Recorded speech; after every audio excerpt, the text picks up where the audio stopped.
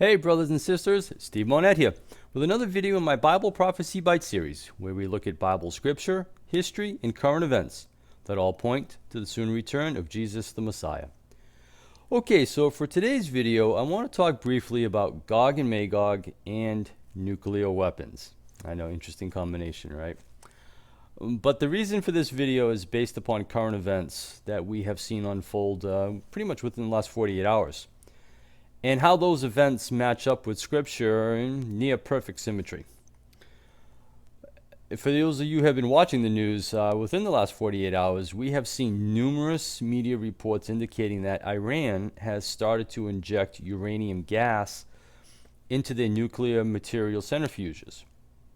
And we have seen these reports from the Times of Israel, Israel Hayom, U.S. Military Times, and even Fox News.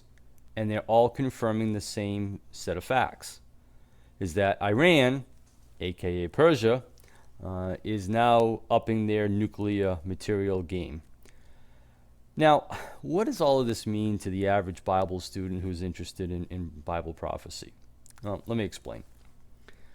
Without getting too technical, this means that Iran has increased their ability to manufacture the material needed to build a nuclear bomb. And this process has already started and is expected to be at full 100% capacity by this Saturday, November 9th, 2019. Now, according to all of the same news reports that I just mentioned, one of which is the U.S. State Department, where they quote Mike Pompeo, this all means that Iran has the ability to produce enough enriched uranium to build a nuclear bomb in 2 to 3 months. Think about that for a moment. Iran, aka Persia of the Gog-Magog alliance, has the ability to make a nuclear bomb in 2 to 3 months. Now, this is important for two specific reasons. The first reason is that we all know that Iran desires to wipe Israel off of the map. That's no secret. Iran has been saying this for years, and they even said it as recently in the past 6 months.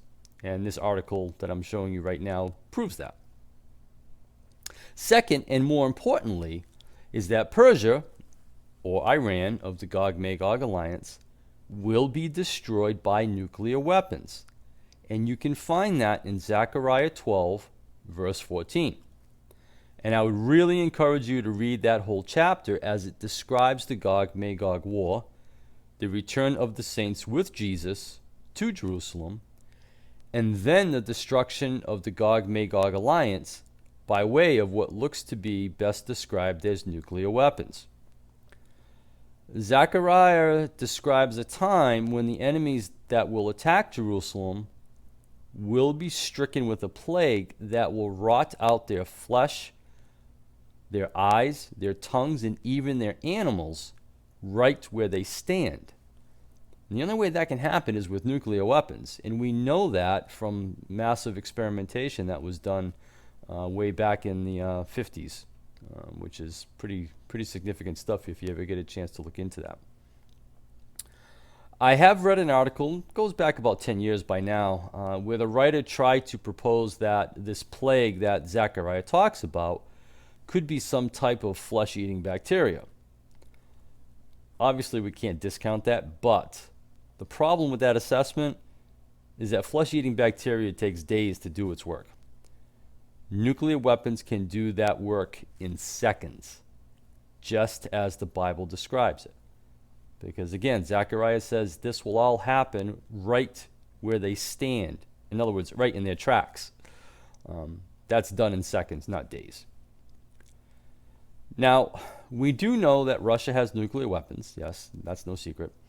But up until today, Turkey and Iran did not have nuclear weapons. That is about to change when Iran has enough material to make their first nuclear bomb in a few months' time frame. So as you can imagine, this is a very big step forward in the Gog-Magog alliance as they get ready to attack Israel. Now, of course, when you add this to the fact that Iran has publicly stated, again in the past few months, that every missile in their inventory can reach any location within Israel.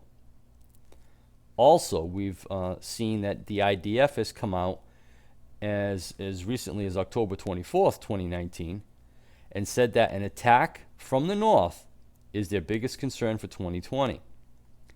And we do know from Bible scripture that Gog and Magog will come mainly from the north.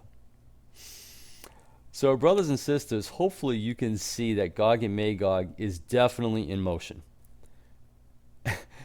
And we can all thank President Trump for that, for helping with this process. Whether you like the guy or not, it doesn't matter. He is doing all that the Lord is requiring him to do, and that is to accelerate the conditions for Messiah's return. And in this particular case, the way that he did this was by pulling the United States out of the Iran nuclear deal last year. Again, you may not like the guy, but he's definitely helping with this process and moving it right along for us to see Messiah's return. So stay tuned for further developments. Things do seem to be changing on a daily basis as we do draw closer to that day when Messiah does return. And it does not seem to be all that far into the distant future. So in the meantime, keep looking up, for our redemption draws near. Thanks for watching.